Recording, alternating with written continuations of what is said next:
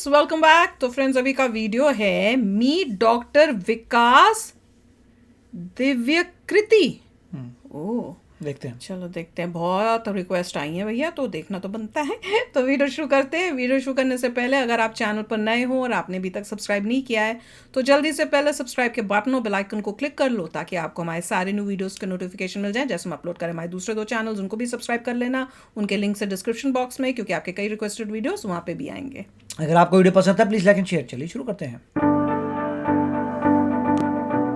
आज जो हमारे गेस्ट हैं यहाँ पर पीछे बैक स्टेज पर, उनको किसी भी तरह के कोई भी इंट्रोडक्शन की जरूरत नहीं है। आप सब लोग उनको बहुत अच्छे से जानते हैं और उनको बहुत प्यार करते हैं।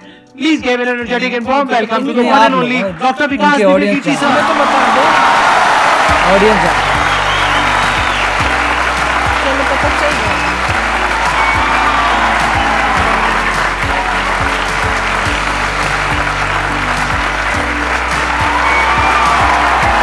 टीचर है क्या? मैं सबसे पहले आपको धन्यवाद देना चाहता हूँ धन्यवाद आपका आने के लिए, थैंक यू सो मच। क्योंकि जब से मैंने सीरीज शुरू करी है तब से हमारे कमेंट सेक्शन में कोई भी एक भी ऐसा वीडियो नहीं है जहां पर आपका नाम ना लिखा हो। कई बार मुझे ऐसा लगता है देख करके कमेंट सेक्शन को कि ये मैं अपने चैनल पे आया हूँ या आपके चैनल पे हूँ।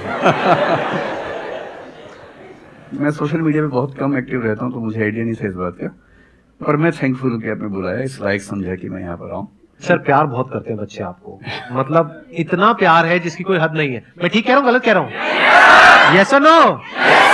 टीचर होंगे। अब आप लोग जो चाहे जैसे चाहे इनसे क्वेश्चंस पूछ सकते हैं। सर, लाइफ में जब भी कोई सिचुएशन आती है कि जिसमें 2 रास्ते, एक प्रैक्टिकल और एक इमोशनल, तो बैलेंस आउट कैसे करना है? इमोशनल और प्रैक्टिकल में हमेशा विरोध नहीं होता है, प्रैक्टिकल कभी कभी साथ भी चल सकता है। और सिर्फ इमोशनल कुछ नहीं होता, सिर्फ प्रैक्टिकल कुछ बीच नहीं का? होता, प्रपोर्शन का डिफरेंस होता है। जब इमोशंस आपके दिमाग पर बहुत हावी हो तो फैसला करने से बचना चाहिए, स्पेशली बड़ा फैसला। छोटा तो ठीक है कि आपके दोस्त ने कहा कि दोस्त नहीं एक फिल्म देखेगा मेरे साथ, आप इमोशनल हो जाके देख ली फिल्म, क्या हो गया, कोई नुकसान नहीं होगा। पर कोई ये कहे कि तो मुझसे प्यार नहीं करते, शादी नहीं कर सकते मुझसे, और हमने शादी कर ली, ये ठीक नहीं। सिर्फ इमोशंस में आके बहुत बड़ा फैसला मत कीजिएगा, चाहे वो करियर का हो, चाहे पार्टनर का हो, चाहे कोई भी फैसला हो। प्रैक्टिकल इतना नहीं हो जाना है कि आप मशीन, रोबोट या पत्थर बन जाएं, क्योंकि आप कितने भी सक्सेसफुल हो, यदि आप इमोशनली सक्सेसफुल नहीं है, इमोशनली स्टेबल नहीं है, इमोशनली वेलबींग की स्टेट में नहीं है, तो आपकी सक्सेस किसी काम की नहीं है, एकदम आप इंसान ही नहीं हो। So the success in totality needs emotional happiness, emotional stability. इसका होता है इमोशनल। इसलिए इमोशंस को खारिज करके जिएंगे तो शायद कुछ अचीवमेंट्स बड़ी हो जाएं, और वो किसी काम की नहीं है। केवल इमोशंस पे चलेंगे तो हो सकता है कि अचीवमेंट जिंदगी में ज्यादा हो ना पाए। तो बैलेंस की बात है। सबसे अच्छा तरीका है, जब बहुत इमोशंस हो, इंटेंसिटी बहुत ज्यादा हो, सिर्फ एक तरीका मैं जो अपनाता हूँ, उस क्षण में फैसला नहीं करना है। कुछ भी हो, कोई कितना भी प्रेशराइज करे, सिर्फ इतना बोलिए कि मैं 24 घंटे बाद बताऊंगा आपको, थोड़ा सोचूंगा इस बारे में।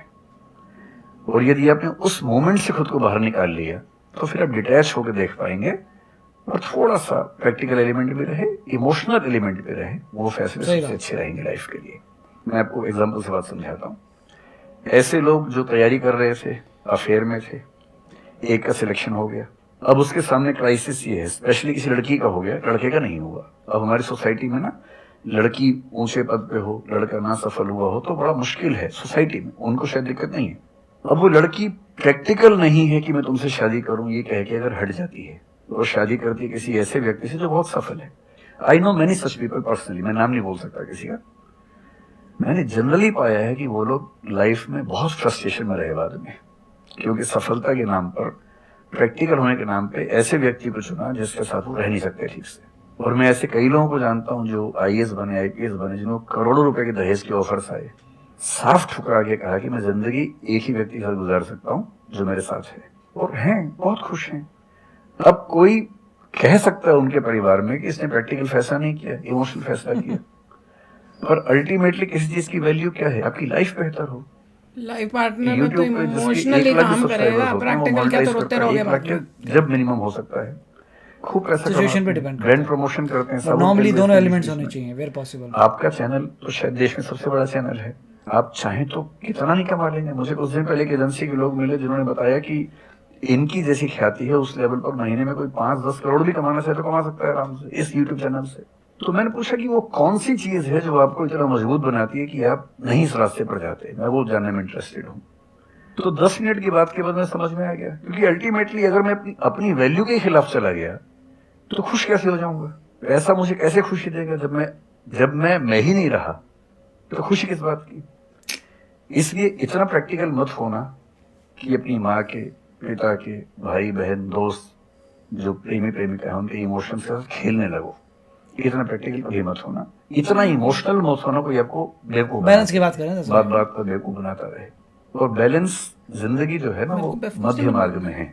बैलेंस जिंदगी एक्सट्रीम पे नहीं है। बैलेंस में लोगों को बेवकूफ बनाई तो प्रैक्टिकल बैलेंस में इमोशन करिए। का बैलेंस रखिए, लाइफ बढ़िया होगी। बैलेंस में लोगों को बेवकूफ बनाना है। ज्यादा प्रैक्टिकल भी नहीं। आपने सर इतना अच्छे से एक्सप्लेन किया, मेरे पास में कुछ है ही नहीं बोलने के लिए। यूजुअली मेरे पास में कुछ होता है ऐड करने के लिए, लेकिन आपने पूरा ही उसका ऐसा निचोड़ निकाल दिया। आपने YouTube पे इतना बोला कि सच में नहीं बचाऊंगा आपके पास। 6-7 साल पहले की बात है। मेरी एक स्टूडेंट थी जो सुसाइडल टेंडेंसी की शिकार थी। उस स्टूडेंट बोला है, समय मैं उसके वही घर में कुछ ऐसी ट्रेजेडी, उसकी मदर की डेथ हुई थी, और एक ऐसी ट्रेजेडी जो बहुत ही रेयर किस्म की ट्रेजेडी है जो शेयर करना ठीक नहीं है यहाँ। तो वो मेरे पास आई और मुझे लगा कि आज मैं पहली बार किसी ऐसे व्यक्ति से बात करूं जो डिप्रेशन में है और सुसाइड कर सकता है अगले 1-2 दिन के अंदर अंदर। अब मैं परेशान था कि मैं कैसे मैनेज करूं, और मुझे मोटिवेशन साइकोलॉजिस्ट होंगे ऐसी क्या? जानकारी उस समय तो बिल्कुल नहीं थी, बाद में थोड़ा बहुत पढ़ा। तो मैंने उससे कहा कि अच्छा तुम घर जाओ, मैं कुछ देखता हूँ। फिर मैं घर गया, नेट पे सर्च करना शुरू किया। करते करते मुझे आपका एक वीडियो मिल गया, अनस्टॉपेबल, शायद कुछ आपने एक वो बनाया था उस समय। तो मैंने वो थोड़ा सा देखा 10 मिनट का। मुझे लगा कि ये जो है ना, ये इंजेक्शन है किसी मतलब डिप्रेस्ड व्यक्ति को तुरंत मोटिवेट करने के लिए। तो मुझे ध्यान है कि मैंने उसको वीडियो का लिंक भेजा। मैंने कहा देखो, जिंदगी अपने रास्ते पे चलेगी, ठीक हो जाएगी। जब जब मूड ऐसा हो, बहुत डिप्रेसिंग हो, सुसाइडल मन करे, उस समय वीडियो देखना ध्यान से, और कम से कम उस बुरे फेज से बाहर निकल जाओगी। और फिर मैंने वो वीडियो अपने फैमिली में भी 2-3 बच्चों को भेजा जो बच्चे उस क्राइसिस में होते थे। तो मैं बहुत थैंकफुल हूँ उन सब बच्चों की जान बचाने में क्या बात कर आपकी बड़ी भूमिका है। Thank you so much sir, it means a lot to me. ये तो आपने बहुत बड़ी बात कह दी सर, मेरे लिए बहुत बड़ी बात है ये। नहीं, कई बच्चों की जान बचाई होगी आपने जरूर। जो वो एक मोमेंट होता है, उस मोमेंट में कोई बचा ले तो लोग बच जाते हैं, वो मोमेंट क्रॉस हो जाए तो फिर चीजें बिगड़ जाती हैं। हेलो सर, नमस्ते नमस्ते। Sir, both of you. मैं हमेशा से आप दोनों की बहुत फैन रही हूँ। मुझे बस ऐसा लग रहा है कि मैं सपना देख रही हूँ, मेरे लिए रियलिटी नहीं है। मुझे बस आपसे ये जानना, मैं हर मतलब एवरीडे 8 से 10 आवर में पढ़ाई करती हूँ, बट मुझे कभी कभी बहुत डिमोटिवेशन आ जाता है कि होगा नहीं होगा, क्या होगा पता नहीं। देखिए, डिमोटिवेशन अगर आपको दिन भर में 1 घंटे आता है। नहीं सर, ऑलमोस्ट टाइम पढ़ाई करने के बाद 2-3-4 दिन के बाद ही होता है, कंटिन्यूअसली। अगर महीने में 4-5 बार आता है और एक दिन के लिए आता है तो इसका मतलब आप एकदम ठीक हैं। अगर कोई व्यक्ति आपको ये कहे कि मुझे डिमोटिवेशन कभी नहीं होता, तो उसको इलाज की जरूरत है। आपको जरूरत नहीं है, क्योंकि जब आप अपने से बेहतर व्यक्ति को देखेंगे आपको थोड़ा सा इंफीरियरिटी कॉम्प्लेक्स आएगा, डिमोटिवेशन आएगा। अगर जब रोज आप हो रहा अपने से तो कमजोर को देखेंगे आपको सुपीरियरिटी कॉम्प्लेक्स आएगा, थोड़ा सा मोटिवेशन ज्यादा हो जाएगा। जिस दिन टारगेट पूरा हो जाएगा मोटिवेशन आ जाएगा, जिस दिन टारगेट पूरा नहीं होगा डिमोटिवेशन आएगा। जिस दिन टेस्ट में आपके मार्क्स अच्छे आएंगे आप मोटिवेशन के साथ लौटेंगे, जिस दिन खराब आएंगे डिमोटिवेशन होगा। लेकिन ध्यान रखिए, जिस दिन आप मोटिवेटेड हैं उस दिन आप वजह बन गए कईयों के डिमोटिवेशन की। लगातार मोटिवेटेड होना एक मेंटल इलनेस की निशानी है, और लगातार डीमोटिवेटेड होना डिप्रेशन की निशानी है। इन दोनों से बचना है। तो डीमोटिवेशन की बहुत हाइप है, इतनी हाइप की जरूरत नहीं है। थोड़ा बहुत हो, एंजॉय कीजिए उसको, और जब जब लगे कि जिंदगी बहुत खराब चल रही है तो मैं जो करता हूँ, अजीब सा लगेगा आपको, मैं कभी कभी शमशान घाट चला जाता हूँ। सच कह रहा हूँ, ये सुनिए, आपने मजाक नहीं कर रहा वीडियोस हूँ। में भी कहा है। सच में चला जाता हूँ, या ट्रॉमा सेंटर चला जाता हूँ देखने के लिए। ट्रॉमा सेंटर में जाके 1 घंटा बैठ के आ जाइए, मोटिवेशन आ लगा जाएगा। तुम्हारा दुख तो कुछ भी नहीं है। और शमशान घाट में जाके देख लीजिए कि हम जैसे हमसे कम उम्र के लोग वहां जल रहे होते हैं, तो लगता है हम जिंदा तो हैं।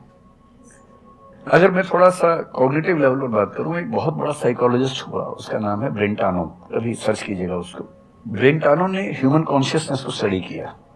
और उसने ये बताया कि ह्यूमन कॉन्शियसनेस की बेसिक नेचर है कि जो हमारे पास है वो हमें नजर नहीं आता, जो नहीं है वो नजर आता है। मेरे पापा मुझे यही बोलते हैं, तो the consciousness of lacking something is the nature of human B consciousness. Happy with what you have. इसलिए इसी बात को एक शेर में, बहुत प्रसिद्ध शेर में कहा गया है, दुनिया जिसे कहते हैं जादू का खिलौना है, मिल गया सो मिट्टी है, नहीं मिला वो सोना है। एग्जैक्टली।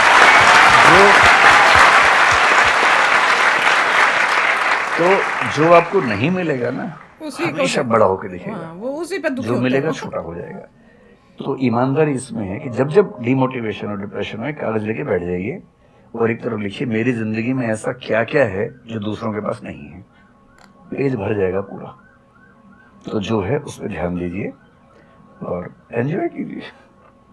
मेरा क्वेश्चन है कि आजकल बहुत लोग बोलते हैं कि एजुकेशन सिस्टम हमारा पुराना हो गया है और बहुत लोग बोलते हैं कि इसे चेंज करना चाहिए और ये सारी चीजें बहुत पुरानी हो रही है जो हम अभी करंटली पढ़ रहे हैं।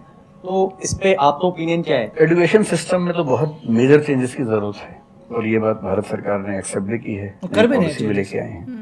मतलब मुझे लगता है कि कई लेवल्स पे देखना है। सबसे पहले तो ये डिफाइन करना जरूरी है कि एजुकेशन का पर्पस है क्या। क्या पर्पस केवल नौकरी लेना है? अभी तो जॉब यही मिल था जाए, ना, वही उसी को purpose चेंज है। करना है। मैं उससे एग्री नहीं करता हूँ।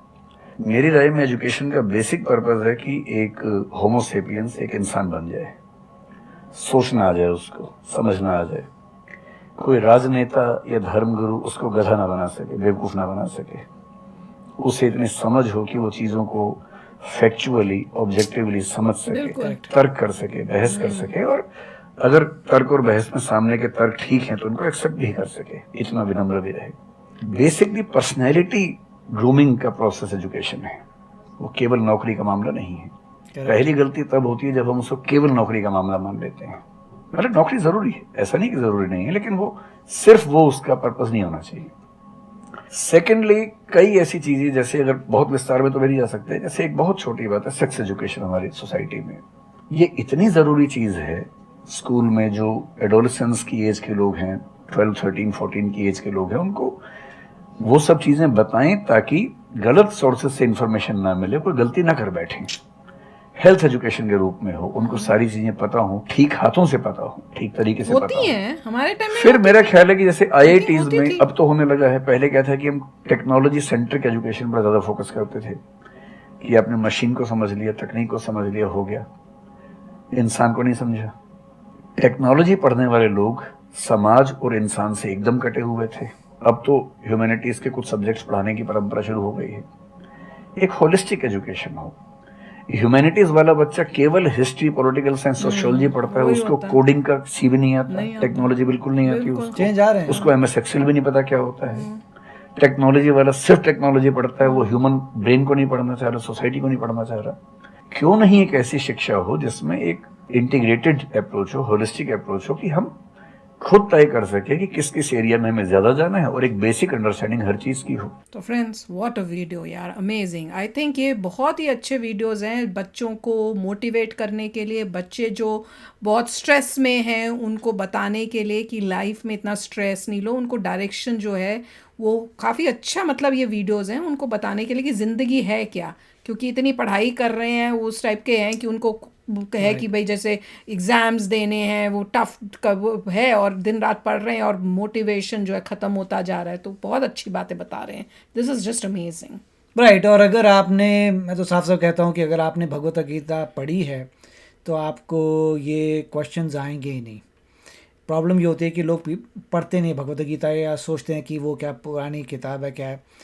मगर रियलिटी ये है कि सोर्स ऑफ ऑल ट्रुथ जो है, सोर्स ऑफ ऑल नॉलेज जो है, भगवत गीता से है। जो भी आप लोगों को बताते देखते हैं, कोई बता रहा है, कर रहा है, अगर आपने भगवत गीता पढ़ी होती तो आपको पता होता कि everything eventually comes from there. और तो मैं तो यही कहूँगा कि भगवत गीता पढ़िए, उसके बाद आपको बहुत सारी चीज़ें लाइफ में सॉल्व हो जाएंगी आपके, हाँ, पर क्योंकि बच्चे- आपको डिफरेंट एंगल से, इसीलिए है कि यंगस्टर्स बिल्कुल पढ़ते नहीं पढ़ते ना, हैं। तो उनको लगता है ये क्या चीज़ है, और या उनके पास टाइम भी नहीं होता होगा टाइम इतना। की बात नहीं है, वैसे मैं तो निकालना पहले चाहिए। आप मैं तो वही पढ़ता हूँ, शिला पदुवादा की, जो उन्होंने खुद लिखी थी 1971 या 1972 में। उसको पढ़िए, इट इज़ ब्यूटीफुल। उसको आपको बहुत, और मैंने अभी नहीं पढ़ी, मैं सदियों से पढ़ता आ रहा हूँ। अगर आपको कभी दुख होता है, मेजर दुख होता है, तो भगवद गीता पढ़िए और आपको सारी प्रॉब्लम सॉल्व हो जाएगी। मेरे को वो भी बहुत अच्छा लगा कि भैया हम अपनी जो इतनी चीज़ें मिली हैं उसमें खुश ना रह के दूसरे को देख के कि भैया उसके पास हुआ है और मेरे पास ने, उस पे दुख होना नहीं चाहिए। वही है ना कि तो वही मतलब लाइफ में ह्यूमंस जो हैं वो उस टाइप से बन रहे हैं और उस वजह से जो है वो होता है। वो चीज़ें मटेरियल थिंग्स हैं, Exactly. मटेरियल थिंग्स का लालच कभी आना ही नहीं चाहिए, उसको अपने साथ लेके नहीं जा सकते। जैसे बच्चों के केस में होता है कि भैया उसके मेरे से ज़्यादा मार्क्स आ रहे हैं तो मैं कैसे क्लियर कर लूँगा, इन बच्चों के दिमाग में यही होता होगा। तो वही है उसके ना, ज़्यादा आया नहीं है, उससे फ़र्क क्या पड़ा, तुम अपने लिए कर रहे हो, तुम्हें जो आता है, तुम्हें कल को जो कार्य करना है, तुम उसके लिए रेडी हो कि नहीं हो। पर जो भी तो वो जो ये मैं पूरा देखने का नज़रिया आपका बदल जाएगा अगर आप भगवद गीता को पढ़ेंगे। मैं तो ये आंसर बताऊंगा, मेरा नज़रिया बहुत समय से बदला हुआ है, इसीलिए अगर बदलेंगे आपको खुशी होगी, आपको पता लगेगा कि लोग गलत चीज़ों के पीछे भाग रहे हैं, मटेरियल थिंग्स को आप साथ लेके नहीं जा सकते, गलत चीज़ के पीछे भाग रहे हो। अगर कैरेक्टर इंप्रूवमेंट के लिए जाते तो बहुत खुशी होगी। इसीलिए वो कह रहे हैं कि ट्रॉमा सेंटर में मैं जाइए। बोलने वाली थी ट्रॉमा और जो सेशन, लोग या वो कह रहे थे जहाँ आखिरी सांस ले रहे थे उनसे पूछे कि उनकी क्या एडवाइस है। बहुत सारे यूट्यूब में, मतलब यूट्यूब तो छोड़िए, इंटरनेट में सर्च करिए कि पीपल हु आर डाइंग, जो मरने वाले उन्होंने क्या क्या कहा है, तो आपको पता लगेगा कि क्या क्या अमेजिंग बातें उन्होंने की मरने से पहले। ट्रॉमा सेंटर एक जगह है, बट भगवद गीता में सारे आंसर्स एनीवे हैं। चलो फ्रेंड्स, इट वाज ब्यूटीफुल। तो चलते हैं, मिलेंगे नेक्स्ट वीडियो में बहुत ही जल्द। Till then take care and bye bye. तो अगर आप मेरे इस चैनल पे नए हो तो जल्दी से सब्सक्राइब के बटन को हिट करो और बेल आइकन को क्लिक करो ताकि आपको मेरा जब नया वीडियो मैं लगाऊं आपको उसके बारे में जल्दी से पता चल जाए।